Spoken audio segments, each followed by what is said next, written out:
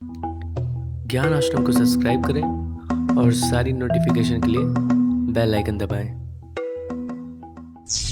जय हिंद दोस्तों, ज्ञान आश्रम में आप लोग का स्वागत है। आज का वीडियो जो होने वाला है इकोनॉमिक्स का, अब उससे आगे हम लोगों ने जो है पूरी तरह से परिवर्तनशील अनुपातों के नियम को पढ़ा है। अब जो है हम लोग लागतों को सीखेंगे। लागत जो है कितने प्रकार के होते हैं, उत्पादन लागत के बारे में, ठीक है, वो सारे के सारे डिटेल में सीखेंगे। और जैसे ही हम लोग लागत को कंप्लीट करेंगे, ये चैप्टर हम लोग का पूरा हो जाने वाला है। तो आज की वीडियो जो है वो लागत के बारे में बात करने वाला है कि उत्पादन का लागत होता क्या है, उसके कितने प्रकार हैं, और साथ ही साथ जो है उसके 3 प्रकारों का विस्तृत वर्णन हम लोग यहाँ पे सीखेंगे। 3 प्रकारों को अच्छे तरीके से समझेंगे और एकदम गारंटी है कि इनमें से आपके बोर्ड में क्वेश्चन आना ही आना है। ऐसा हो ही नहीं सकता कि इसके बिना आपका बोर्ड बन जाए। तो इसीलिए आज का क्लास बहुत इंपॉर्टेंट है। तो जो बच्चे पहली बार चैनल पर आए वो चैनल को सब्सक्राइब जरूर कर लें। इसी तरह का जो है वीडियोस लगातार आता रहेगा, रोज के रोज आएगा, जिससे आप लोग का इकोनॉमिक्स पूरी तरह से रिवाइज हो जाएगा अगर आपने पहले से पढ़ा है तो। और अगर आपने पहले से नहीं पढ़ा है तो आप लोग जो है पूरी तरह से सीख लेंगे।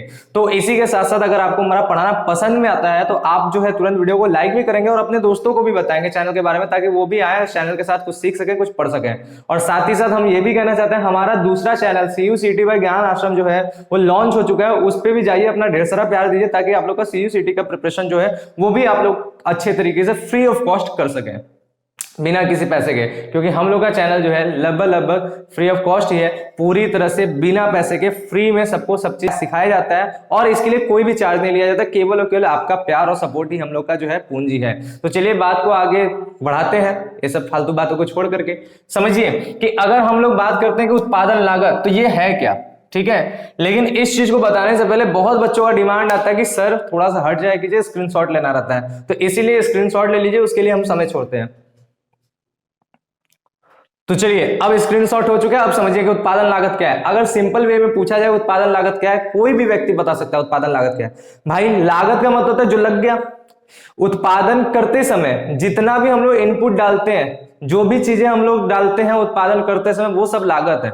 अगर इस तरीके से हम लोग समझते हैं। लेकिन अगर और इसको थोड़ा अच्छे वे में बताना रहे तो यही होगा कि उत्पादन की प्रक्रिया में जिस भी उपादान का प्रयोग होता है, मुख्य रूप से उत्पादन के 5 उपादान है, आप लोग को पता है। 5 कारक भी बोल सकते हो, उसको उपादान भी बोल सकते हो, तत्व भी बोल सकते हैं। 5 है: भूमि, श्रम, पूंजी, साहस, संगठन या प्रबंध, उसको बोल सकते हैं। ये प्रकार के हैं। इन सभी के सभी उत्पादान का जब हम प्रयोग करते हैं तो इन उपादान के प्रयोग के बदले उनको दिए जाने वाला प्रतिफल, यानी हम किसी भी चीज का प्रयोग करेंगे तो भाई फ्री में आज की दुनिया में कुछ नहीं है, कुछ भी नहीं है। आप जो भी चीज लेते हैं उसके बदले आपको कुछ ना कुछ छोड़ना पड़ता है। कोई भी चीज फ्री में नहीं है, ज्ञान आश्रम की पढ़ाई को छोड़ दिया जाए तो।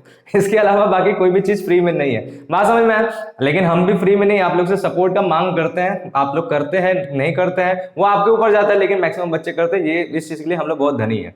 तो यहां पर हम बात करते हैं कि जब भी उसके बदले जो भी पैसा दिया जाता है, जो भी चीजों का त्याग किया जाता है, जो भी प्रतिफल दिया जाता है। अब देखिए, प्रतिफल जरूरी नहीं मुद्रा के रूप में दिया जाए, किसी भी तरीके से दिया जाए, कोई भी आर्थिक इकाई के रूप में दिया जाए, वो सारे के सारे क्या होंगे, लागत कहलाएंगे। और यही चीज आपका यहाँ पे परिभाषा में भी दिया गया है। समझिए, यहाँ पर साधारण बोलचाल में यानी आम बात में देखा जाए तो उत्पादन लागत का अर्थ उन समस्त लागतों से है, ठीक है। उन समस्त लागत, जो भी चीजें लगा है, से होता है जिन्हें एक उत्पादक, जो भी व्यक्ति उत्पादन कर रहा है वो उत्पादक, श्रम, पूंजी एवं अन्य उपादानों, 2 उपादान का मुख्य रूप से नाम दिया है। आप लोगों को हमने सारे उपादान का नाम बताया है। जो भी उपादान है, जितने भी तत्व हैं, उन सबको, ठीक है, उन सबके प्रयोग के बदले जो भी पुरस्कार दिया जाता है, हाँ याद रखिए, पुरस्कार। पुरस्कार जो है मुद्रा के रूप में दिया जाए, किसी भी प्रकार की आर्थिक इकाई के रूप में दिया जाए, उसकी बात है, ठीक है।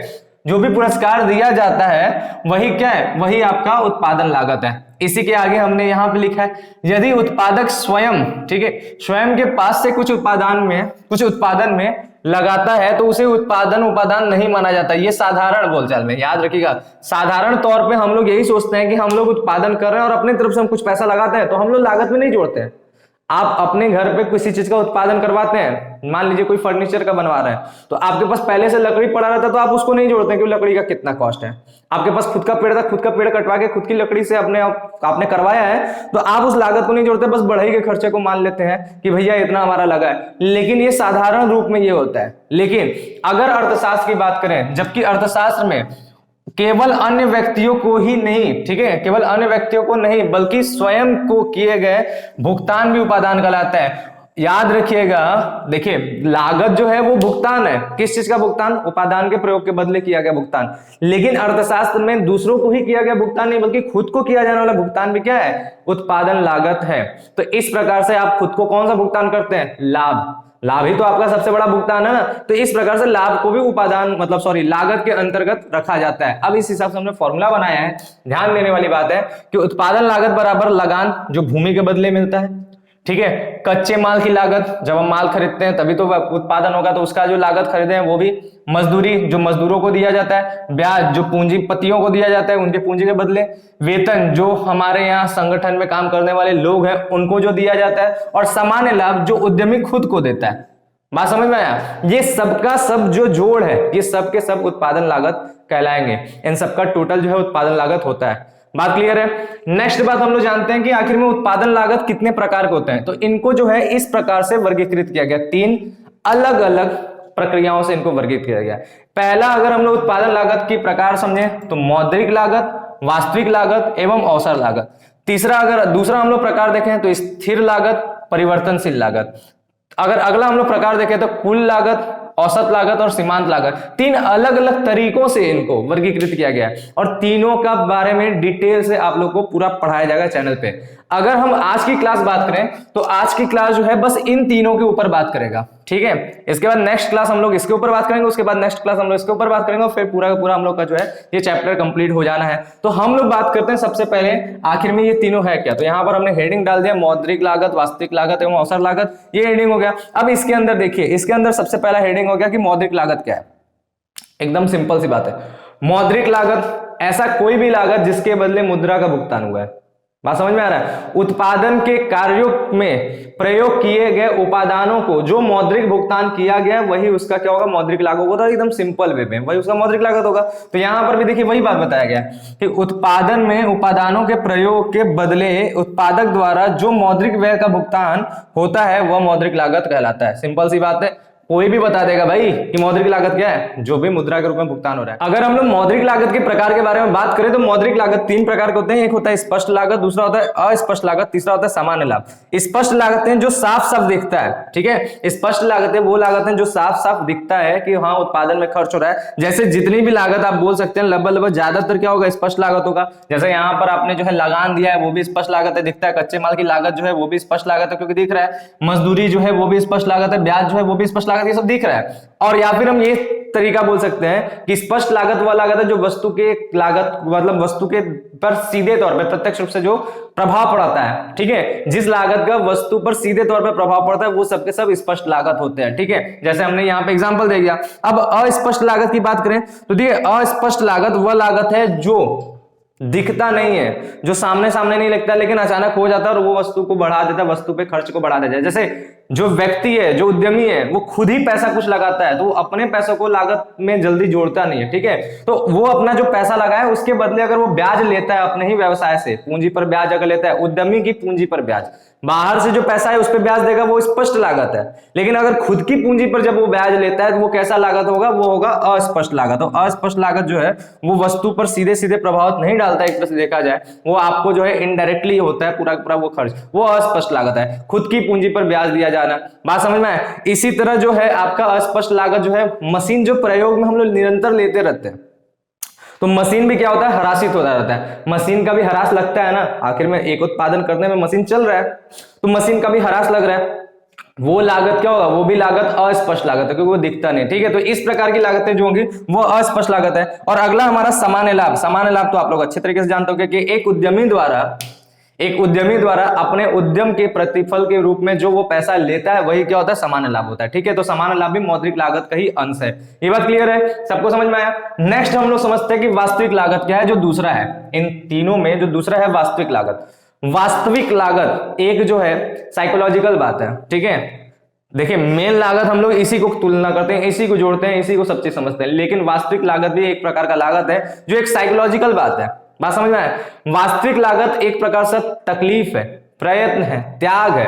जो भी चीज आप छोड़ रहे हैं, जिस भी चीज का आप दुविधा उठा रहे हैं, जो भी आप कठिनाई का सामना कर रहे हैं, वो सब के सब क्या होते हैं, वो सब आपके वास्तविक लागत होते हैं। तो यहां पर हमने लिखवाया भी है कि वास्तविक लागत क्या है, उन सभी कष्टों, जो तकलीफ आपको होता है, प्रयत्नों जो आपने कोशिश किया है, तथा त्याग जो भी इसके बदले में जो भी आपने छोड़ा है, उन सबको जो है उत्पादन में हम लोग जो प्रयोग करते हैं ना, उसके बदले हम लोग जो उत्पादन में उन सभी चीजों को उठाते हैं, वही सारे के सारे क्या है, वास्तविक लागत। वास्तविक लागत का सीधा सीधा संबंध है तकलीफों से। जो तकलीफ है, जो प्रयत्न है, जो कोशिश है, जितना भी चीजें आपने किया है, वो सब के सब आपका वास्तविक लागत कहलाएगा। ठीक है, ये साइकोलॉजिकल बात हो जाता है। इसका फॉर्मूला भी छोटा सा यहाँ पे दे दिया गया है, हालांकि नहीं याद रखेंगे तब भी कोई दिक्कत नहीं। क्या बताया, श्रम तथा पूंजी के प्रयत्न, दुख जो हुआ है, थकान जो हुआ है, त्याग जो हुआ है, वो हो गया उद्यमों की प्रतीक्षा। जैसे एग्जाम्पल के तौर पर भाई निरंतर काम कर रहे हैं, जो थकान हो रहा है वो भी तो हमारा लग रहा है, वो भी तो खर्च कर रहे हैं, वो सब वास्तविक लागत है। ठीक है, बात समझ में आया। नेक्स्ट हमारा था अवसर लागत, जो बहुत बार पूछा जाता है, मोस्ट इंपॉर्टेंट क्वेश्चन छोटे क्वेश्चन के तौर पे। ठीक है, कि अवसर लागत क्या है, एकदम सिंपल सी बात है, नाम से समझिए अवसर लागत। आपने जो अवसर को गवाया है वही आपका अवसर लागत है, ये इसी का बदला हुआ स्वरूप है। यहाँ पर जो त्याग है ना, ये त्याग ही जो है अवसर लागत बनता है। इसको जो है आधुनिक अर्थशास्त्री नकार दिए, नहीं ये नहीं है, बल्कि अवसर लागत इसको है। अब अवसर लागत में इस चीज को त्याग में डाल दिया गया, त्याग को अवसर लागत में डाल दिया गया। मतलब आप समझिए कैसे होगा, जैसे अगर आपको पहले इसका परिभाषा समझा देते फिर समझते हैं।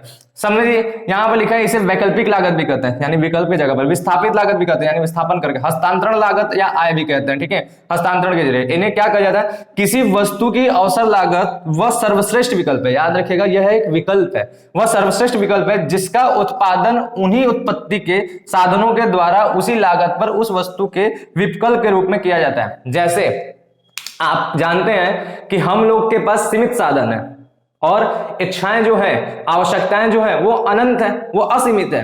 अब सीमित साधन से असीमित आवश्यकताओं को पूरा करना है, और सबसे बड़ी बात भगवान की ये कृपा है कि हम लोग के पास जो साधन है उसके प्रयोग वैकल्पिक है, ताकि हम अपने विवेक के अनुसार अपने आवश्यकताओं को पूरा कर सके। इसी प्रकार से जो हमारे पास जो सीमित साधन है उनके प्रयोग वैकल्पिक है, विकल्प के तौर पर उन्हें हम कई जगहों पे प्रयोग कर सकते हैं। तो जब आप किसी आवश्यकता को पूरा करने के लिए, या फिर आप जब किसी वस्तु के उत्पादन में जब किसी संसाधन का प्रयोग करते हैं, तो उस संसाधन का उससे अलावा जो सर्वश्रेष्ठ विकल्प है जिसका आपने त्याग किया है उस चीज में लाने के लिए, वही क्या होगा, वैकल्पिक साधन होगा। लग रहा है बात बहुत घूम गया, अब आसानी से समझिए।